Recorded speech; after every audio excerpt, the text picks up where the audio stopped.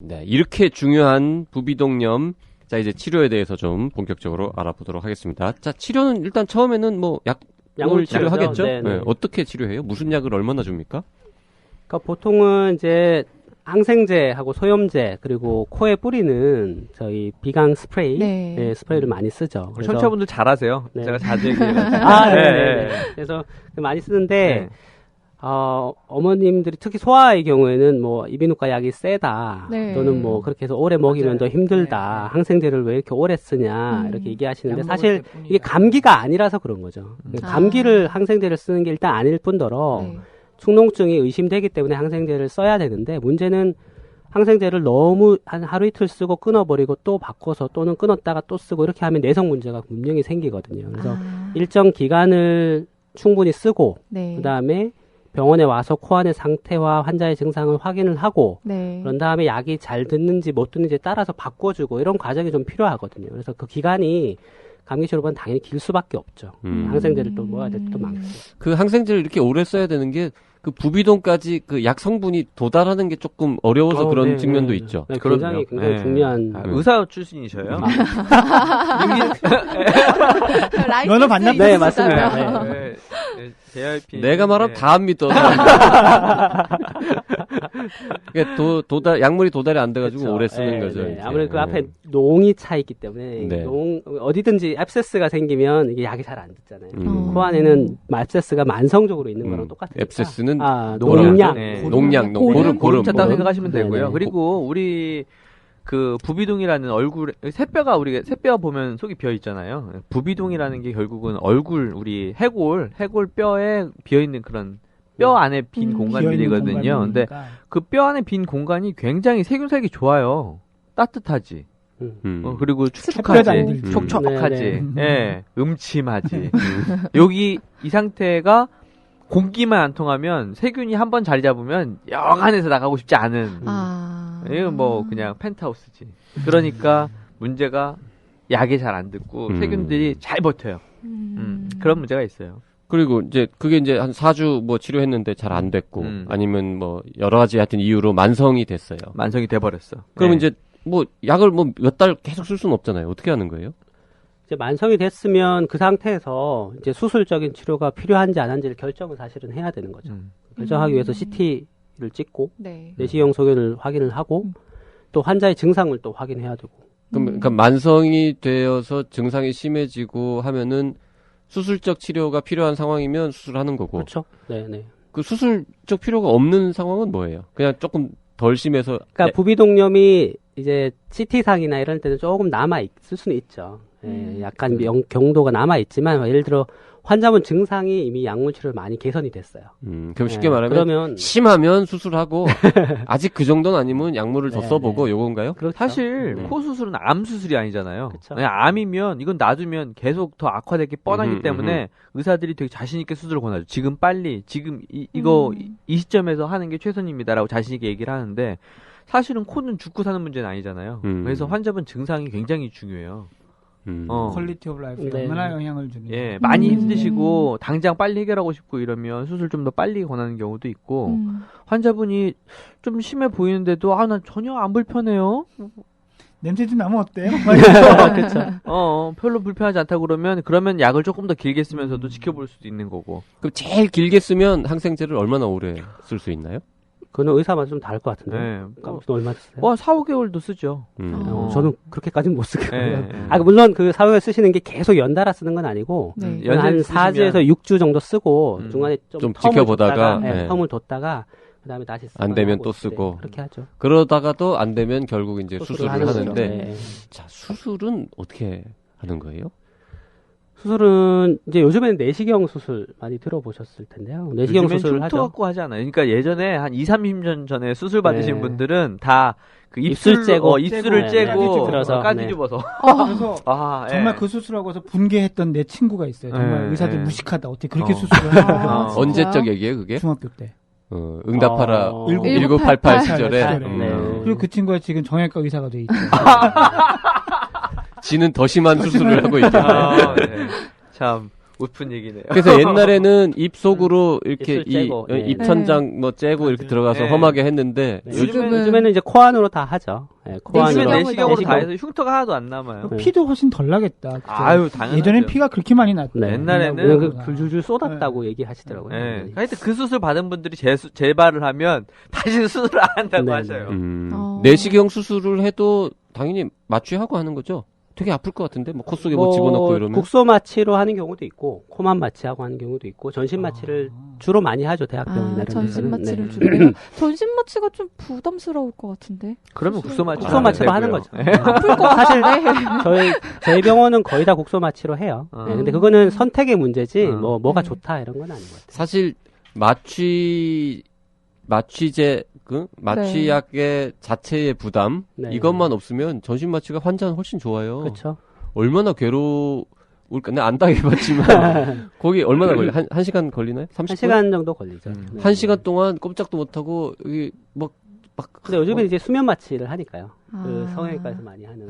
수면 마취 하면서 국소 마취 더 하고. 그렇죠. 예. 그러면 전신 마취 안 해도 되겠다. 그럼 내시경을 넣어서 어떻게 수술하는 거예요? 그러니까 아까 말했던 그 부비동의 입구, 네. 숨 쉬는 길을 열어주는 거예요. 그 뼈를 좀 깎아내고 물을 좀 제거하고. 더 자세한 수술법은 의과대학에 가서. 뼈를 깎아야 돼요? 그렇죠. 안쪽에 작은 뼈들, 아주 작은 뼈들이죠. 뼈를 깎는다는 게 코뼈를 깎는 거 아니에요. 뼈는 아니에요. 주저앉거나 이런 거 아니죠? 그러니까 이제 아까도 얘기했지만 환기가 잘 안 되면 부비동염이 세균들이 잘 계속 살 수 있는 환경이 되니까 창문을 인테리어를 해가지고 창문을 좀 넓히는 거예요. 문짝도 좀 더 양쪽으로 열리는 문으로 이제 부비동이라는 공간 인테리어 공사를 하는 거고요. 그렇죠, 그렇죠. 저는 이제 하수도라고 비유를 많이 하거든요. 하수도 괜찮다. 하수도가 좁아서 자꾸 밑에 고여서 썩으니까 하수도를 크게 열어준다. 괜찮은 표현인데. 앞으로 표현 바꿀래. 하수구 구멍을 넓히는 수술이에요. 그러니까 우리 가끔 세면대 물 잘 안 빠지고 그러면 그렇죠. 이 세면대 구멍 밑으로 빠지는 그 하수구 구멍을 배로 크게 하는 거지. 바로 받아먹네. 그러니까. 내 거 같다. 그럼 그냥 수술이 단순히 그 부비동에 접근해가지고 뭐 좀 구멍 좀 뚫어주고 뭐 고름 좀 빼주고 뭐 그냥 이렇게 끝나는 거예요. 그렇게 별거 끝나면 별거 아니고 진짜 갑자기 자존심이 확 상하려고 하는데요. 우리가 그거 하려면 10년 공부해야 돼요. 근데 이게 문제가 뭐냐면 가장 날 것에 감정이 의사 출신이라 그래. 버럭하셨어요. 정형외과 수술만 수술해서 드디어 게스트가 이제 본성이 나오기 시작했어요. 근데 문제가 뭐냐면 그냥 구멍을 뚫어주면 될 것 같지만 굉장히 주변에 굉장히 중요한 구조물들이 많아요. 이렇게 눈도 있고, 맞아. 뇌도 있고, 또 신경도 있잖아요. 네, 신경도 있고, 냄새 맡는 신경도 있고. 조금 청소 좀 하다가 위에 보면, 이거 뇌 나오겠네. 뇌 보여요. 옛날에 중세 시대에도 코 수술을 했어요. 중세대 코 수술을 코 안으로 그냥 이렇게 확 뜯어내는 수술을 했단 말이에요. 근데 그렇게 하면 한 3분의 1은 실명이 되고, 한 3분의 1은 죽고, 3분의 1은 크게 살아남고, 이렇게 되는 거예요. 왜냐하면 모르니까 뇌도 막 뚫어봤다가, 눈도 뚫었다가. 그 축농증 때문에? 축농 때문에. 수술을 하게 되면. 근데 이제 요즘은 많이 좋아졌죠. 많이 좋아지고 옛날에 칼들 아까 말했던 입술 제거하는 수술을 하면 그것 때문에 나중에 재수술을 할 확률이 한 30-40% 됐단 말이에요. 안에 뭐가 뭐 농이 차거나 이렇게 해서. 근데 요즘에는 내시경 수술을 하면 합병증 확률이 한 문헌상으로는 1% 미만인데 실제로는 0.3-4%? 0.3%. 네. 큰 합병증, 나쁜 합병증. 거의 없다는 거잖아요. 근데 생기긴 한다는 거죠. 또 반대로 얘기하면. 아니 그래도 0.3이 어디예요? 뒤집는 거에 비하면은 30% 시절에 비하면 100분의 1로 줄었다는 거잖아요. 네. 재수술 확률은 근데 아직도 10%예요. 재수술 가능성이 있다. 근데 뭐 요새 그냥 수술 그냥 수술이라고 하면 다 내시경 수술인 거죠, 일단. 거의 다. 네. 그 뭐 무슨 풍선 수술인가? 그거는 뭐예요? 그거는 그래도 전문적인 거를 의사세요. 의사잖아. 풍선은 언론 주간. 아니 사실 환자가 나한테 어떤 아는 사람이 물어봤어. 자기 축농증 수술을 모르고 있어가지고 축농증에서 수술을 받으려고 하는데 풍선 수술이라는 게 있다는데 뭐냐 이러는 거지. 그래서 내가 알턱이 있는 게 갖고. 근데 노형 부끄러워하실 게 없는 게 노형이 의대 다니던 시절에는 없던 수술이에요. 그렇죠. 새로 나온 거예요. 네. 미국에서는 2006년도부터 시작했고요.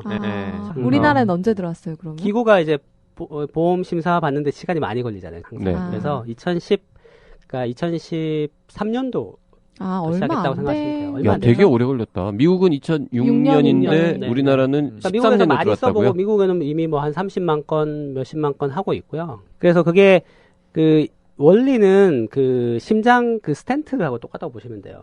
왜 심장 혈관이 좁아져서 옛날 같으면 다 갈라서 심혈관을 이어주는 수술을 하잖아요. 네. 흉부외과에서. 가슴을 열어서. 가슴을 열어서. 어. 근데 이제 요즘에는 내과에서 이렇게 관을 넣어서 그 좁아진 혈관을, 네, 그렇죠. 좁아진 혈관에 넣은 다음에 풍선으로 혈관을 넓혀주고 나온다는 게 그게 그 심혈관 도자술 뭐 이렇게 얘기하는데 그 개념을 코에다가 적용하신 거라고 보면 돼요. 그래서 아까 부비동 원인 중에 하나가 그 부비동 입구가 좁아져서 문제가 생긴다라고 하는 원인을 거기다가 풍선만 넣어서 싹 부풀리면 뚫리면서 좋아지지 않을까라고 생각을 해서 만든 거죠.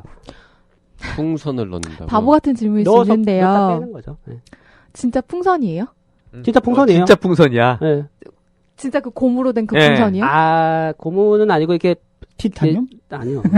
고무 같은 풍선이죠. 예. 그러니까 뭐 한 불면 1.5cm, 여기 0.7mm 이렇게 되는. 아니 그러면 그 스텐트는 이 심장에 넣는 나오죠. 스텐트는 솔직히 볼펜 스프링 같은 거잖아요.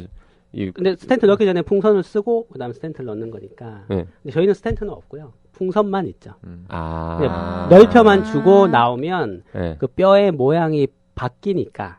아. 풍선을 잠깐 이렇게 넣어서 벌리는데도 모양이 그 압력이 바뀌어요? 꽤 세. 네. 굉장히 그러니까 부드러운 튼튼해요. 그게 궁금했어. 그게 네. 정말 그 그러니까요. 뼈를 뼈를 밀 부러뜨릴 만큼 정도로. 부러뜨릴 정도가 돼요. 네. 뼈도 아, 약한 진짜요? 뼈고. 네. 그러니까 무튼 스텐트도 뭐 일반 시민들은 잘 그 모르시겠지만 어쨌든 좁은 혈관을 넓히기 위해서 풍선으로 넓히고 그다음에 풍선을 빼면은 도로 좁아지니까 거기다가 볼펜 스프링 같은 거를 딱 넣어놓은 넣어가지고는 거죠. 이제 네네. 지탱시켜 놓고 나오는 거가 스텐트 시술인데 그렇죠. 근데 심혈관은 이게 움직이는 조직이니까 다시 좁아질 수 있는데 네, 코는 그 아까 말했던 주변 조직이 뼈니까 네. 이걸 밀어준 다음에 뼈가 저절로 움직이진 않을 거라는 가정이 있는 거예요. 오호. 네, 그러니까 스텐트가 필요 없는 거긴 하죠. 그러니까 볼펜 스프링 같은 거는 넣지 않고 풍선을 넣어서 뼈가 넓힌 움직인 다음에 나오면 되는 거죠. 풍선을 빼면 되는 풍선을 빼는 거예요. 네.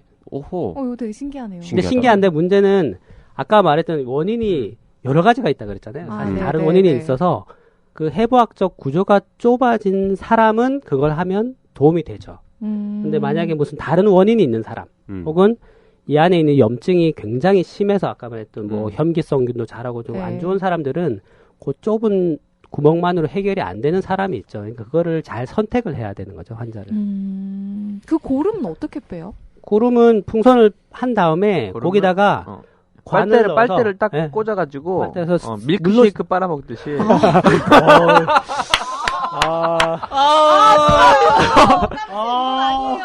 며칠 동안 밀크쉐이크 못 먹어요. 아니 근데 깜신도 아시겠지만 저희가 그 수술하다가 이렇게 고름을 빼낼 때 은근한 쾌감이 있어요. 아우 얼마나 개운한데. 엄청 쾌감이 있어요. 아니, 미흡가 전문의들만 아는 쾌감인가요? 아니 엄청나요. 그렇게 막 몇 개월 미뤄놨던 그 책상 위에 잔뜩 쌓여있던 짐들 있잖아요. 그거 하루 맘 잡고 싹 치우면 마음 개운하잖아요. 아니, 왜 그거와 비슷해. 나올 듯 한데 안 나와서 애매기던 코딱지 뽑아내는 뭐 그런 느낌이에요. 그 넓히고 그 안에 고름도 빼고 이게 바로 수술인 그렇죠. 거예요. 빼고 나면 이제 점막이 정상으로 돌아갈 거다라는 게 이제 수술의 이론이죠. 의료 민영화, 원격 진료, 고괄수가제 3대 비급여. 대한민국 보건의료에 관한 모든 궁금증이 한 방에 풀린다. 복잡하기 짝이 없는 한국의 의료 현실을 이렇게 선명하고 친절하게 그려낸 책은 없었다. 개념 의료. 왜 병원에만 가면 화가 날까? 교양 시민을 위한 개념 있는 의료 이야기. 더 건강한 대한민국을 위해 우리 모두가 알아야 할 불편한 진실. 정치 사회 분야 베스트셀러 개념 의료.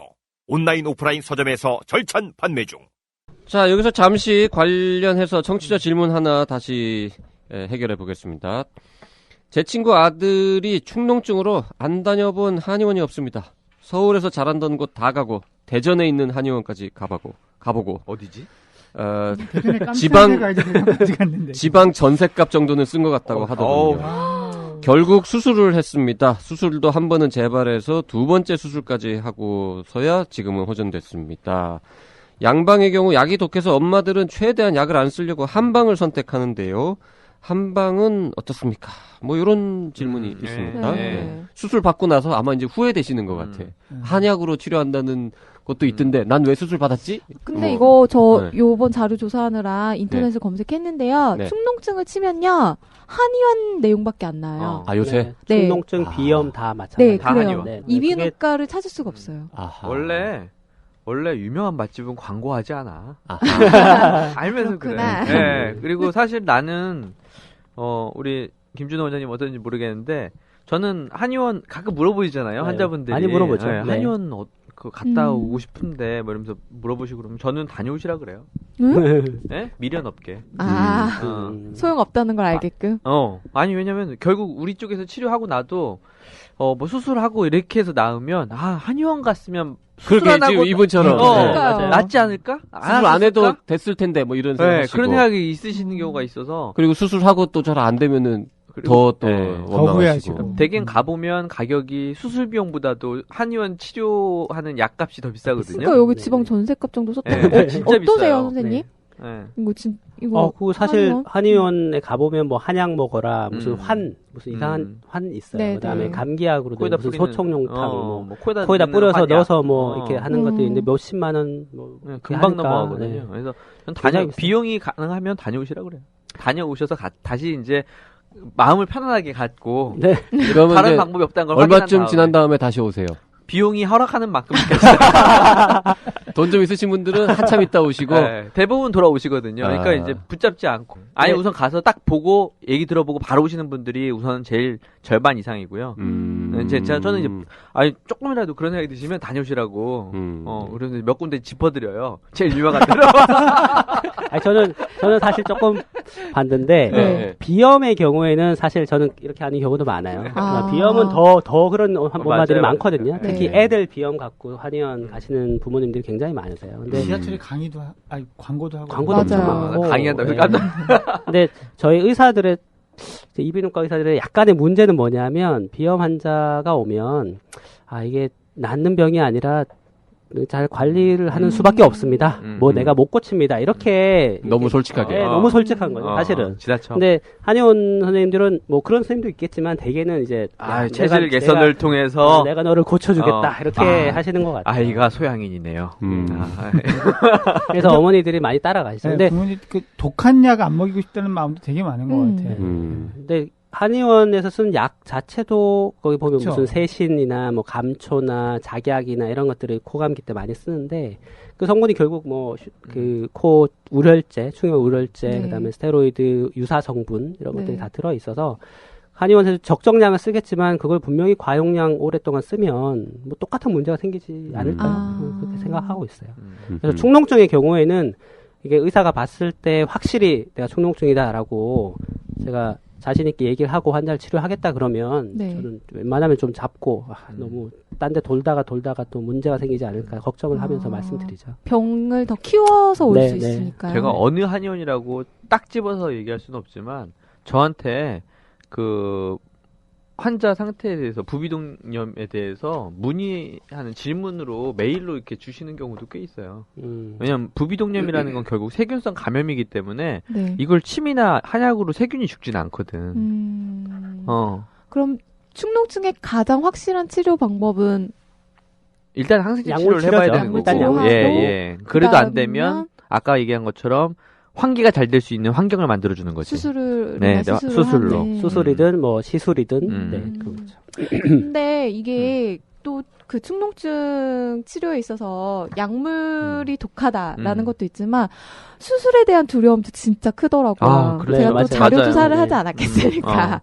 근데 축농증 관련해서 환자들의 그 두려움 요거를 좀 해봤는데 제가 하나에만 읽어볼게요. 나머지는 다른 크루분들 읽어주시면 좋을 것 같은데 한 분이 이렇게 다셨어요. 수술 별로인 듯 재발률이 높다.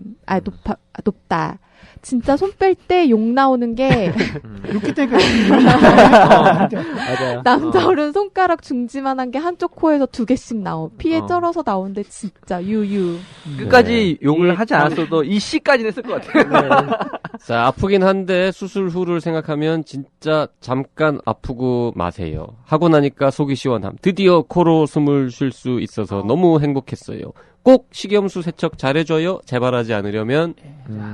뇌에 관련된. 예. 저 올해 초에 축농증 수술했는데 진짜 악몽이에요. 수술 끝나고 솜 코 안 가득 이틀 정도 넣어놓고 코 안에 있던 솜들 뺄 때 뇌까지 빨려 나오는 느낌이다. 아, 이래서 뇌 관련 질문이라고? 지금은, 아니, 이담이 그거네. 지금은 재발해서 다시 악화되고 있네요라고 하셨어요. 이런 것도 정말 그하죠. 싫죠. 또 있어요. 축농증 수술하는 것보다 축농증 수술하고 치료받을 때가 진짜 아파요. 상처 엄청 나 있는 코 안에 젓가락 쑤시는 느낌. 진짜 눈물 나요. 뼈 부실 때 막 종이 구멍 뚫는 펀치기로 뼈 뚜시 하고 부시고 잡아당기면서 뽑는다. 뭐 이런 국소마취로 수술하셨나봐요. 이렇게 있으셨나봐요. 이런 얘기도 있습니다. 보니까 환자들이 그 수술을 꺼리는 이유가 공통적으로 맞아요. 통증이 심하다. 네, 통증. 네. 근데 할 때보다 손 뺄 때 아프다는 거. 네, 손 뺄 때 아프다. 그래요? 맞아요. 맞습니다. 네, 네, 이거 인정해야 될 건 인정해야 됩니다. 네, 이비인후과 의사들의 숙제예요. 어떻게 하면 손 뺄 때도 하나도 안 아프게 할 수 있을까. 손 뺄 때도 마취하고 빼면 안 되나? 가끔 아이들은 그렇게 하는 경우도 있죠. 드물게. 네, 그러기에는 근데 또 마취로 인한 또 부작용이 있으니까. 근데 이제 요즘에 외국 미국이나 이런 데는 미국도 의료 단가가 높다 보니까 최대한 병원에 적게 와야 되잖아요. 그러니까 이 손 빼는 과정을 최대한 생략하려고 노력을 많이 해요. 그래서 피도 덜 나게 하고 녹는 솜, 녹아나는 솜을 써서 이렇게 빼는 걸 좀 최대한 줄이려고 하는데 그게 이제 비용적인 문제나 여러 가지 비용이 때문에 너무 비싸. 재료대가 이게 원래 재료비라는 게 원래 신재료가 나오면 가격이 이게 의료용품들은 또 엄청나게 비싸가지고 어떨 때는 그런 이제 가끔 있거든요. 난 비용은 상관없으니까 최대한 안 아프게만 해주세요. 이렇게 말씀하시는 환자분들 계세요. 그럴 때 이제 맘 먹고 좋은 재료 좀 써보면 수술비보다 훨씬 더 많이 나와. 비싼 경우가 있죠. 예. 그러니까 솜 넣는 거는 지혈 때문에 넣는 건가요? 그렇죠. 그게 가장 큰 목적이에요. 네. 그러니까 만약에 녹는 솜 같은 거를 쓸 수 있으면 참 좋을 텐데. 네. 근데 사실 요즘은 많이 씁니다. 녹는 솜 많이 써요. 근데 그거를 문제는 녹는 솜을 쓴다고 해서 완전히 다 녹아나는 게 아니기 때문에 약간은 처치가 좀 필요하죠. 처치가 필요한데 그게 그 코 안에 누가 이렇게 평상시에 만지지 않잖아요. 이런 피부처럼 평상시에 만지는 거면 뭐 별로 안 아플 텐데 굉장히 민감한 부분에 피도 많이 날 수 있는 조직을 수술할 때 탁 건드리니까 얼마나 아프겠어요. 코에서 솜을 뺄 때 아픈 건 주로 어떤 이유로 아픈 거죠? 이게 막 상처가 나는 거예요. 그쵸. 상처가 났잖아요. 이게 상처에 달라붙어 있는 아니 우리 손이나 손등이나 이런데 이렇게 피 나가지고 딱지 앉아 있는데 그 딱지 뗄 때 아프죠. 그런 느낌이에요. 그것까지 솜에서 묻어서 같이 떨어져 나오니까 오래 붙어있던 반창고 뗄 때 아픈 거 이런 거랑 그런 느낌이에요. 더 심하게 아프죠. 그러니까 그보다 수세미로 입안에 있는 뭐 점막을 한번 확 이렇게 긁는다? 뭐 이런 왜 이러세요? 너무 전국에 있는 수술 준비하고 있는 환자분들이 다 놀라시겠어요. 옛날에는 그걸 많이 썼어요. 이렇게 아까 여기 보면 첫 번째 환자분이 뭐 중지만한 이게 나오는 게 녹는 솜이 아니라 이제 일반 솜이거나 아니면 이렇게 메로셀이라고는 무슨 이게 메로셀이나 제품을 아마 지금 여기 댓글 다신 분들이 상대적으로 좀 옛날 방식으로 수술 받으신 녹는 솜이 아닌 것들을 분들. 많이 빼죠. 그리고 아까 이 펀치기로 뼈 뚫는 것 같다 뭐 이런 것도 수면 마취 안 하시고 아마 그냥 이거는 그쵸. 완전 국소 마취로만 해서 더 괴로우신 것 것 같다. 조금 더 마취를 할 수 있는 방법도 있다는 걸 알려드리고요. 자, 환자들이 수술을 꺼리는 이유들이 여러 가지가 있는데 공통적으로 뭐 통증이 심하다, 손 뺄 때 아프다, 재발한다 뭐 이런 얘기들이 있고 그다음에 비용이 비싸다. 뭐 수술이 그죠. 약 먹는 것보다는 일단 한 번에 좀 나가는 돈이 많긴 하겠죠. 수술비가 비싸다. 또 후각이 저하된다. 뭐 입원을 꼭 해야 되니까 뭐 이런 등등등등. 걱정이 많으신데. 근데 이거는 후각을 잃거나 뭐 비용이 비싸다 이런 것들은 사실 오해를 하시는 것 같아요. 그렇죠. 비용은 약물 치료를 끌고 내가 계속 퀄리티 오브 라이프 그러니까 삶의 질이 떨어지고 이런 거에 비하면 훨씬 사실은 싼 거거든요.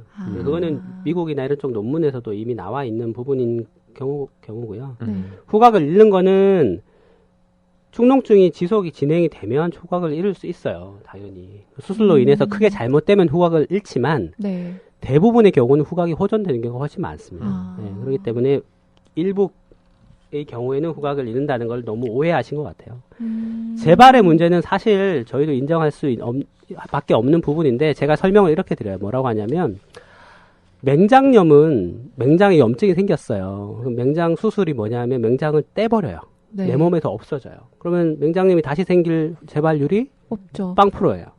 코 수술은 축농증 수술은 코를 내 몸에서 떼서 없애버리는 수술이 아니에요. 네? 그럴 수 없잖아요. 부비동을 없애버려. 네. 코로 숨을 쉬어야 되고 정상적인 사람도 감기 걸릴 수 있는 것처럼 축농증 수술을 한 사람도 감기 걸릴 수 있어요. 괜찮은 비유인데? 네. 그렇기 때문에 제가 너무 많이 푸나요? 접수. 네, 그래가지고 수술한 사람 코가 절대 100점짜리 코가 아니에요. 수술한 사람 코는 뭔가 해부학적 하느님이 만들어주신 코가 파괴된 거기 때문에 90점, 80점, 그 전에 뭐 20, 30점짜리 코를 그나마 그렇게 만들어 놓은 거기 때문에 수술 후에 관리를 잘해야 돼요. 여기 아까 말씀하신 것처럼 세척하는 부분이라든지 네. 문제가 좀 생겼을 때 빨리 체크를 해서 빨리 적절히 약물 치료를 하면 재발 확률 많이 낮출 수 있어요. 요즘에는 10% 이하인데 환자분들이 옛날 하도 들은 것들이 많으셔서 옛날 기준으로 굉장히 높다라고 생각하시는 경우가 많은 것 같아요. 그러면 그 제 친구처럼 막 너무 아프다 네, 또는 막 네. 하고 나면 뭐 후각이 안 좋아진다 이런 것도 좀 옛날 얘기죠. 옛날 수술 옛날 얘기들이 얘기도 많죠. 많이 네, 들어볼 네. 수 있다. 옛날에 아까도 얘기했지만 입술 째가지고 입술 들고 네, 잇몸 네. 째가지고 했던 수술 받으셨던 분들은 아무리 코가 막혀도 재수술 안 한다고 해서 너무 겁난다고. 맞아요. 근데 그런 분들 잘 구슬리고 설득해가지고 수술하잖아요. 그럼 이거 별것도 아닌 수술이라고 이렇게들 말씀하세요. 그거는 수술하는 방법이 옛날하고 달라졌기 완전 때문에. 달라졌기 때문에. 완전. 네. 완전. 되게 이게 수술법이라는 게 그렇게 완전 달라지는 경우는 잘 없는데. 이렇게 한 기점을 토대로 네. 이비인후과 그 부비동 수술은 네. 완전히 바뀌었어요. 한 번. 크게 바뀌었기 때문에. 스마트폰 이전과 이후로 그런 핸드폰 그렇죠. 것처럼, 예, 네. 아이폰 전광으로 1980년대 핸드폰을 안 전으로 넣듯이. 완전히 바뀌었죠. 그 적군보다 두려운 게 적군에 대한 두려움이라고. 그렇죠. 예. 지금 실제로 알고 보면 수술 이제 옛날만큼 이렇게 고통스럽지 않은데 그냥 이렇게 소문 듣고 옛날부터 듣던 얘기 그럼요. 때문에 이거 엄청난 거다 네. 이렇게 친구가 생각하시는 그렇다 거예요. 했는데 뭐 그런 거 하더라고요. 예. 그러면 맞아요. 과거에 아까 입으로 들어가서 뭐 입술 째고 하는 네. 그 수술에서 내시경으로 넘어간 게 뭔가 커다란 전기였고 엄청난 네, 네. 네. 그 이후에 또 발달한 게 그 아까 말한 녹는소매 녹는솜이라든지 뭐 풍선이나 뭐 이런 풍선이라든지 거라든지. 뭐 내비게이션이라든지 이런 기구들은 음. 굉장히 많이 발달을 했죠. 그럼 이제 요새는 저 수술에도 뭐 입원도 좀 짧게 하고 그러나요? 옛날보다? 그거는 이제 환자분의 병에 따라 사실 좀 차이가 있는데 네. 이게 아직은 이제 기존의 그 축농증 수술 같은 경우는 1박 2일 또는 병원마다 2박 3일 전신 마취하는 경우는 조금 더 길어지고 이런 경향이 좀 있고요. 아까 말했던 그 풍선 확장술 같은 경우는 되게 입원이 필요 없는 경우도 많죠. 그러니까 이제 왜냐면 우리도 이비인후과 의사들도 맨날 고민하는 거예요. 어떻게 하면 환자들이 덜 아파할까? 네. 어떻게 하면 피가 덜 날까? 어떻게 하면 입원을 하지 않아도 될까? 이것만 고민하는 거예요. 그러면 이게 이제 저한테 좀 찾아오는 그 어린아이들, 소아아이들 네. 한테도 이 풍선 카테터로 하는 게 이게 가능한 수술법이에요? 어때요?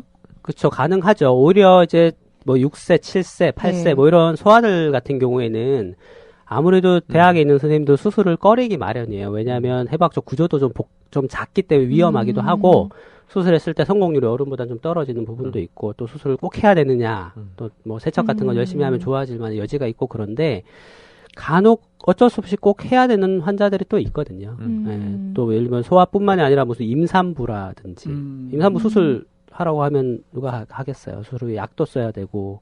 그러니까 제 환자 중에 한 분이 한 21주에 그 급성 축농증이 그러니까 17주경이 온 거죠. 그러니까 17주경이 급성 축농증이 와서 21주까지 계속 뭐 항생제 가끔 먹고 몇 번 산부인과 가서 네. 먹고 여러 번 먹었는데도 해결이 안 돼가지고 되게 고생하셨던 환자분이 계세요. 임산부. 근데 21주니까 약을 안 주거든요. 왜 약도 네. 안 주고 수술도 당연히 안 할 누가 하겠어요. 근데 이제 그때는 저도 환자분을 좀 도와드리기 위해서 고민을 좀 하다가 그 풍선 확장술이라는 걸 했어요. 대신 약도 안 먹고 수술 후에 주사도 안 맞고 그냥 국소 마취만 살짝 하고 했는데 네.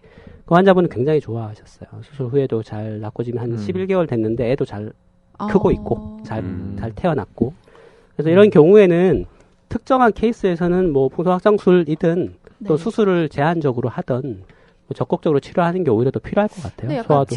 직장인들한테도 좋을 것 같아요. 그렇죠. 입원 안 해도 되니까. 입원 안 해도 된다고 네네네네. 하니까.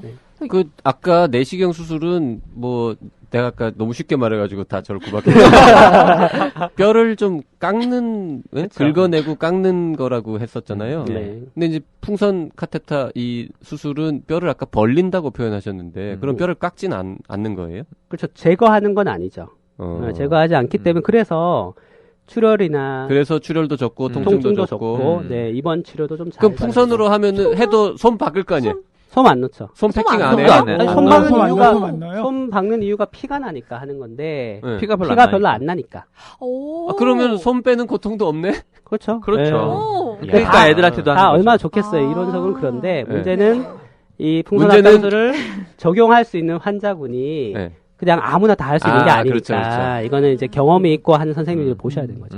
아까 그 말한 대로 그 뼈를 이렇게 넓혀주는 것으로 해결되는 환자가 있고. 그러니까 이제 무르기에 이제 동반된 환자들이 제일 문제거든요. 그러니까. 무르기 많이 있거나. 그러니까 풍선만 써가지고 해결 안 되는 환자한테는 안 하는 거고. 그렇죠, 그렇죠. 그렇죠. 풍선으로 벌려주기만 하면은 해결될 환자한테는 뭐 내시경 사실 이건 수술보다 굉장히 훨씬 좋아요. 좋은 수술이구나. 네, 입원 안 해도 되고 피도 덜 나고 덜 아프고 막지도 않아도 솜 안 넣어도 되고. 그 이거 괜히 되게 속 끓이고 있을 때는 가서 근데 진짜 되게 맞아. 이렇게 좀 일단 새로 진짜로. 들어온 수술법은 건강보험 잘 안 되고 그래서 되게 비싸지고 이러는데 이 보험은 되나요 이거? 근데 이제 수술비에 대해서는 이제 보험이 됐는데요. 11월 1일부로 이제 갓 됐는데 11월 1일이요? 네, 올해 올해 11월 1일? 1일? 네. 며칠 안 됐어요. 얼마 안 됐네? 네. 그 전까지는 신의료 기술이라 그래서 네.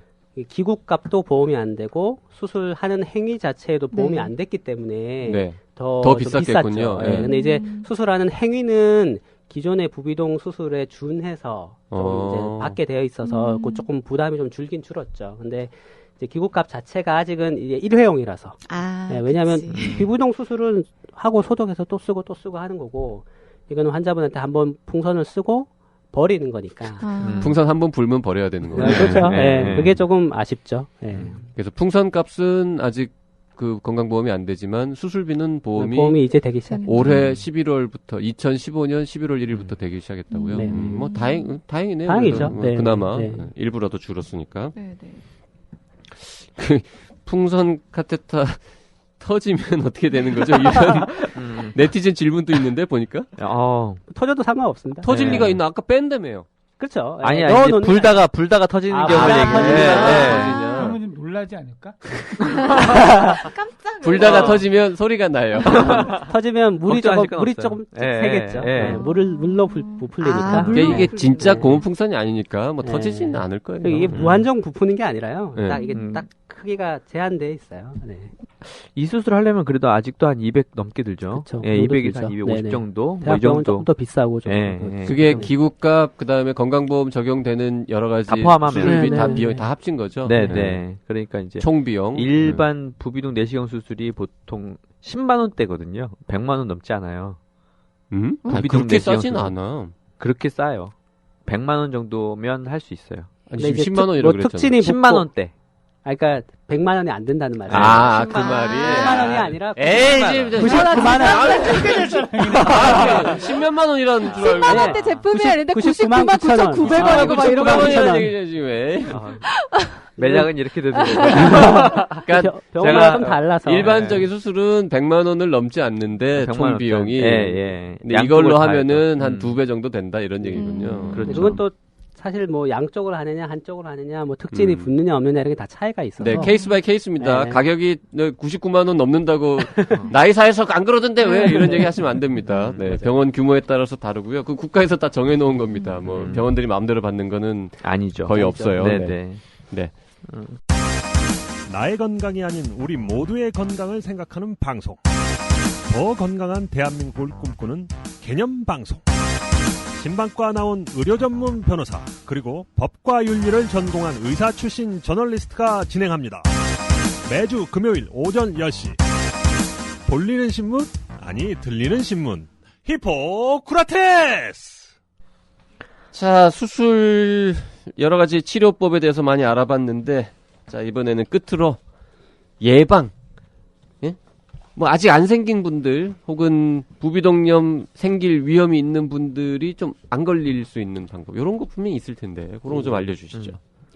사실 그 코가 제일 싫어하는 게 뭐냐를 생각해 보시면 돼요. 코가 제일 싫어하는 거는 건조한 거, 그다음에 온도 변화, 차가운 거 이런 것들이죠. 그래서 감기 안 걸리는 거랑 똑같은 경우이기도 한데 코 안에 코를 축축하게 만들어주기 위해서 세척을 해주시는 게 좋아요. 그 비강 세척, 요즘에 이제 식염수 같은 걸로 좀 많이 하는데 식염수 세척도 너무 많이 하시는 건 좋지는 않고요. 점액을 너무 씻어버리는 것도 안 좋고 적절히 하루에 한두 번 정도 시간이 좋고 물론 수술 후에 이럴 때는 좀 많이 하는 경우도 있어요. 하지만 일반적인 경우는 가볍게 해주시는 게 좋고요. 그다음에 건조하지 않게 하기 위해서 가습기, 환경을 좀 건조하지 않게 하는 게 필요하고 그다음에 옷을 너무 온도 변화에 예를 들면 너무 겨울에 너무 춥게 입고 나가거나 머리 같은 거 덜 말리고 바깥에 확 나가버리거나 또는 알러지가 심하신 분들은 외부에 뭐 알러지가 막 심한 시즌에 막 밖에 외출을 많이 하신다거나 이런 자극을 줄여주는 게 굉장히 중요하죠. 그리고 에어컨 같은 것도 이제 바로 내 몸에 바로 닿지 않도록 좀 주의하시고 이런 것들 생활 습관 잘 지켜주시는 게 어떻게 보면 더 중요한 생활 습관인 것 같아요. 네. 자, 부비동염 환자가 하면 안 되는 일은 없습니까? 조심해야 되는 거. 이미 환자가 된 분들은? 한의원에 가는 거? 세게 나오셨네요. 아, 예. 아니, 속이 다 시원하다? 예, 근데 저는 말씀드렸 다녀오시라고. 막진 않습니다. 한의원에 가시는 건 괜찮은데, 병원으로 다시 안 오는 거는 하지 말아야 될 이유로. 같이 가는 건 괜찮을 것 같네요. 여기저기서. 비행기 타는 건 괜찮죠? 비행기 타는 괜찮은데 증상이 악화될 수는 있죠. 비행기 타면 악화될 수 있어요. 확실히 비행기 타거나 간혹 저 환자 중에 또 한 분은 스쿠버 다이빙 하시는 분이 있어요. 그거 좀 안 될. 스쿠버 다이빙 심하게 압력 변화가 심하면 증상이 일시적으로 아까 말했던 그 부비동성 두통이나 막 증상이 좀 악화되는. 그 63 빌딩 전망대 같은 거 올라가는 건 괜찮죠. 그 정도는 괜찮을 것 같아요. 거기서 갑자기 뛰어내리시면 안 돼요. 네. 압력 차이가 크게 변하면은 비행기 타는 거. 그건 충농증 없는 사람도 똑같잖아요. 자, 근데 부비동염에 대해서 지금 굉장히 한참 알아봤는데, 공부하면서 드는 생각이 인터넷에서 저희가 자료 조사하면서 봤던 수많은 헛소문들, 이거 어쩔 거냐. 그러니까요. 이 고민인데. 좀 이 부비동염 관련된 정보 제일 좋은 거 잘 모아놓은 거 뭐 이런 사이트나 뭐 이런 거 없어요? 그게 일단은 이비인후과 선생님하고 상의하시는 게 어떻게 보면 제일 좋죠. 전문의 선생님과 상의하시는 게 제일 좋고요. 뭐 말로 하는 게 제일 좋아요. 왜냐하면은 그 정보라는 게 사람 개인 사람에 대한 정보가 아니잖아요. 굉장히 일반적인 정보이기 때문에 그 환자분에 대한 정보는 그 환자의 주치 이비인후과 선생님이 제일 잘 아실 것 같아요. 그래서 상담하시는 게 제일 좋고요. 그러기 위해서 찾아보실 무슨 사이트, 객관적인 정보를 좀 찾아보시려면 이상한 광고성 사이트보다 이제 이비인후과 학회나 또는 비과 학회 또는 요즘에 이제 축농증 정보 사이트라는 것도 있거든요. 이런 쪽을 방문하시는 게 깜신의 블로그도 참 좋죠. 그렇죠. 깜신 블로그도 마찬가지예요. 인터넷 블로그 믿지 말래매. 깜신의 블로그는 믿어도 됩니다. 이비인후과 전문의 블로그. 저도 한번 들어가 봤거든요. 굉장히 이렇게 잘 찍어 놓으셨더라고요. 부끄럽네. 저분이 그래도 파워 블로그 아닙니까? 500만이 며칠 안 남았어요. 이제 500만. 누적 방문객 500만? 아직 안 됐었어요, 500만? 몇천 분 부족해요. 좀 남았어. 저도 한 10번 들어갔어요. 맹렬한 클릭이 필요해요. 도와주십시오. 자, 마지막으로 이것만은 꼭 기억하라는 뭐 이런 꿀팁 이런 거 하나 좀 전해주시죠. 글쎄요, 아까도 계속 말씀드렸지만 이게 부비동염 증상이 있어서 의심되시면 가장 중요한 건 전문의와 상의하시는 게 제일 중요할 것 같아요. 그리고 당장 이비인후과 가봐야겠어요. 시기를 놓치시면 나중에 더 고생하실 확률이 많거든요. 미루실 필요가 없고요. 그리고 가끔 이제 이게 죽고 사는 병이 아니다 보니까 계속 미뤄. 젊었을 때 미루다가 정년을 하세요. 아버님들이 일을 그만두시면 이제 좀 여유가 생기시잖아요. 그때 오셔? 그때 오셔요. 그때 오셔서 수술을 딱 하고서 내가 왜 이렇게 이걸 왜 이제 내가 이걸 왜 내가 열심히 일할 때 이걸 하고서 내가 편하게 이거 일을 했어야 되는데 이걸 이제 했으니 내가 그러고서 아드레미를 끌고 와요. 만족도가 굉장히 높아요. 내가 아는 어느 형님도 굉장히 오래 본 형님인데 한 한 20년 동안 축농증 수술해야 될 텐데 맨날 하더니 결국 50 넘어서 하더라고. 맞아요. 네, 이게 여유가 좀 생기면 그때 하시는데 하신 분들은 늘 이걸 내가 젊어서 한참 일할 때 며칠 휴가 내가지고 하고 이거 즐겁게 일을 했어야 되는데 이것도 코 때문에 내가 너무 고생했다 그동안 이런 얘기들 많이 후회스럽게 하시거든요. 자, 지금 두 분의 이비인후과 선생님이 계속해서 그 인터넷에 떠도는 뭐 체질 개선, 뭐 식이요법 어쩌고 하면은 다 됩니다라는 거 다 뻥이라고 지금 여러 번 말씀하셨습니다.